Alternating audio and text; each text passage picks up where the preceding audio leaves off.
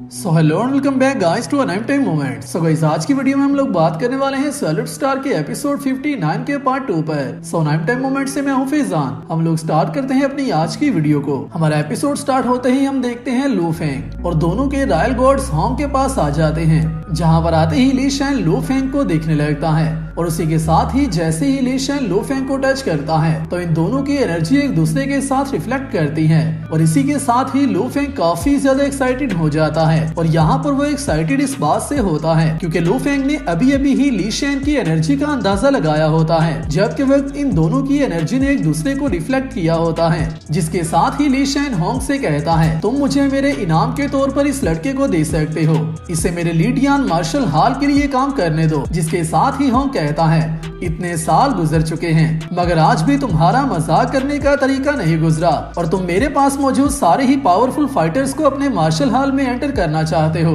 हम लोग एम्परर मोस्टर से रिलेटेड बाकी की सारी बातों को डिस्कस करते हैं। जिसके साथ ही ली शैन और होंग वहां से चले जाते हैं और इसी के साथ ही जाते जाते भी ली शैन दोबारा से लू फेंग के पास आता है और आते ही उसे ली शैन को कॉल करने का कहता है ताकि लू फेंग होंग के मार्शल हॉल को छोड़कर ली शैन के मार्शल हॉल को ज्वाइन कर ले। जिसके साथ ही लू फेंग कहता है लीडियान मार्शल हॉल के हॉल मास्टर और हमारे हॉल के मास्टर क्या ये दोनों एक दूसरे को काफी देर से जानते हैं। जिसके साथ ही रॉयल गार्ड उसे बताती है ये दोनों निर्वाणा पीरियड से पहले पैदा हुए थे और उसी के साथ साथ एल्डर ली शैन हमारे हेंशिया और वेटिकान स्टेट के मिक्स डिसेंडेंट हैं। जिसका मतलब ये है कि ली शैन के फादर और मदर दोनों ही अलग अलग कंट्रीज में से थे। जिसके साथ ही रॉयल गार्ड कंटिन्यू करती है और कहती है एल्डर ली शैन को अपने फादर से काफी ज्यादा स्ट्रिक्ट ट्रेनिंग मिलती थी जिसकी वजह से उन्होंने अपने फादर से मार्शल आर्ट्स को सीखा था और उसी के साथ साथ वो योगा को भी जानते थे। तो निर्वाणा पीरियड के बाद उन्होंने अपनी मार्शल आर्ट्स और योगा को एक साथ कंबाइन करने के बाद 9 ग्रेट थंडर स्वॉर्ड को क्रिएट किया था।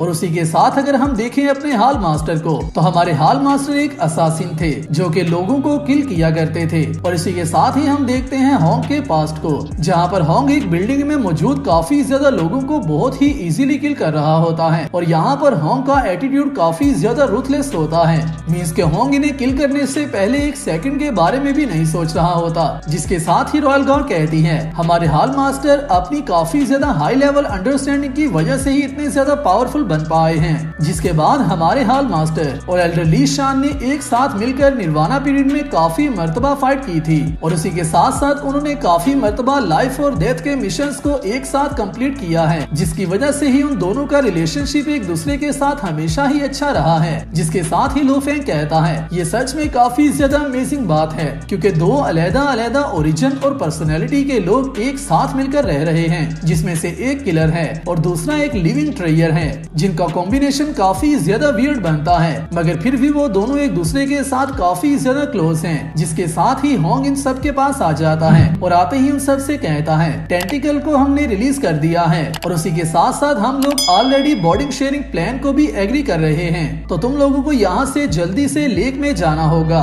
और वहाँ पर जाकर उस एरिया को एक्सप्लोर करना होगा और तुम में से जो भी ट्रेयर को फाइंड करेगा उसे उस ट्रेयर का 30% रिवॉर्ड मिल सकता है और उसी के साथ साथ जो पर्सन ट्रेयर को हासिल करने में मदद करेगा और जिसे वो ट्रेयर मिल जाएगा उसे एक्स्ट्रा 30% रिवॉर्ड मिल सकता है। जिसके बाद बाकी का बचा 40% रिवॉर्ड हमारे मार्शल हॉल से बिलोंग करेगा। और उसी के साथ साथ सबसे ज्यादा इम्पोर्टेंट चीज जो इस मिशन में तुम लोग इंक्लूड करने वाले हो वो ये है कि हमें एलियन सिविलाइजेशन के क्लूज को फाइंड करना होगा जिस पर दोनों के रॉयल गॉड्स और उसी के साथ साथ एल्डर लू फेंग भी एग्री करते हैं और उसी के साथ ही वहाँ से निकल पड़ते हैं। जिसके साथ ही हम नेक्स्ट व्यू में देखते हैं लू फेंग और दोनों के रॉयल गॉड्स लेक के पास आ जाते हैं और यहाँ पर आते ही आइस माउंटेन इनसे कहता है मिस्ट आइलैंड की लेक का एरिया हंड्रेड्स ऑफ माइल्स के रेडियस पर फैल रखा है जिसकी वजह से हम तीनों को सेपरेटली एक्सप्लोर करना होगा जो कि हम सब के लिए इजी रहेगा। और उसी के साथ साथ हमारे सैटेलाइट से हमारे प्रैक्टिशनर्स को अंडर वाटर मूवमेंट करने में काफी ज्यादा डिटेक्ट करने में मुश्किल होती है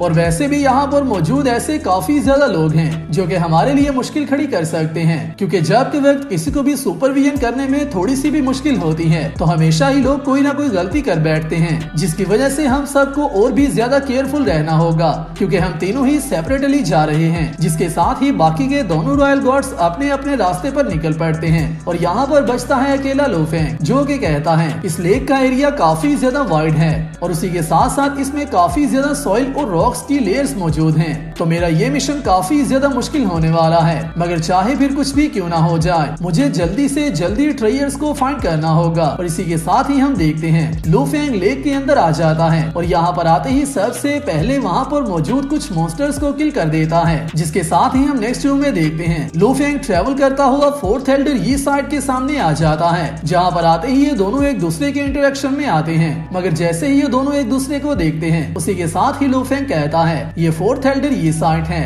जिसका स्टार ट्रेवलर लेवल 2 है, और अगर मेरे हाल मास्टर के अकॉर्डिंग देखा जाए तो ये यूरोपियन स्टेट का एक नोबल तो जरूर है, मगर उसी के साथ साथ ये बहुत बड़ा लेसन है जिसके नेक्स्ट मूव के बारे में पता लगाना भी काफी ज्यादा मुश्किल हो जाता है। जिसके साथ ही लू फेंग वहाँ से निकल पड़ता है और उसी के साथ ही कहता है ट्रेयर हंटिंग के दौरान काफी ज्यादा खतरनाक हो सकते हैं और क्या पता ये ट्रेयर को हंट करने के लिए मेरे ऊपर ही अटैक कर दे, जिसकी वजह से लू फेंग वहाँ से चला जाता है। और उसी के साथ ही हम नेक्स्ट व्यू में देखते हैं कमांडर जीआई भी अपनी सर्च कर रहा होता है और ट्रेयर को ढूंढ रहा होता है और उसी के साथ ही हमें बैकग्राउंड पर लू फेंग की आवाज आती है, जो कि कहता है अभी के लिए हम में से किसी को भी इस बात का नहीं पता कि यहाँ पर मौजूद ट्रेयर क्या है, क्या वो किसी एंशिएंट सिविलाइजेशन से रिलेटेड है या फिर वो कोई ऐसा ट्रेयर है जिससे हम लोग काफी ज्यादा फायदा ले सकते हैं, जिसकी वजह से काफी ज्यादा पावरफुल फैक्शन और काफी ज्यादा पावरफुल फैसिलिटीज भी इस ट्रेयर को फाइंड करना चाहती हैं। और उसी के साथ साथ यहाँ पर कुछ सीक्रेट मेंबर्स भी मौजूद हैं जो कि इस ट्रेयर को फाइंड करने के पीछे पड़े हैं। जिसके साथ ही हम देखते हैं सारे सोल्जर्स ही अपने अपने तरीके से इन ट्रेयर्स को फाइंड करने की कोशिश कर रहे होते हैं। और इसी के साथ ही लू फेंग दोबारा से कहता है समटाइम्स इंसान भी मॉन्स्टर से ज्यादा डेंजरस हो सकते हैं, जिसकी वजह से मुझे एक छोटी सी गलती भी नहीं करनी और बहुत ही ध्यान से यहाँ पर चलना होगा,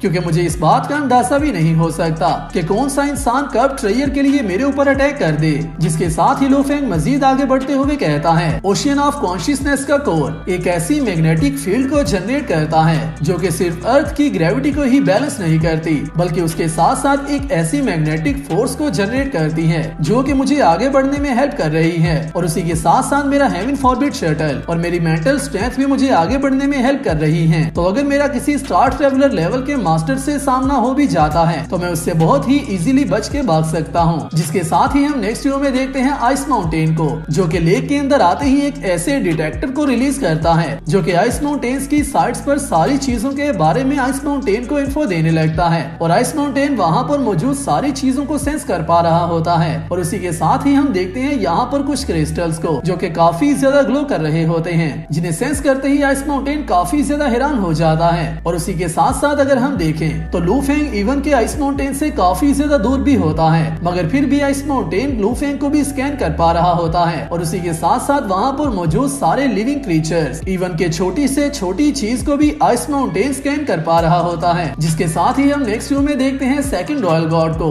जो कि आल्सो लेक में सर्च कर रही होती है और एक जगह पर रुकते हुए कहती है मुझे इस ट्रेयर का क्लू किस तरह से मिल सकता है या फिर मैं किसी एलियन सिविलाइजेशन के बारे में किस तरह से पता लगा सकती हूँ। मुझे इस सब को जल्दी से जल्दी ढूंढना होगा। जिसके साथ ही हमारा ये एपिसोड यहाँ पर कंप्लीट होता है। तो गाइस ये वीडियो कैसी थी मुझे नीचे कमेंट्स में बताना और नेक्स्ट आने वाली वीडियो के लिए चैनल को सब्सक्राइब कर लेना। मैं मिलता हूँ आप सबसे नेक्स्ट वीडियो में, तब तक अपना और अपने प्यारों का ख्याल रखियो।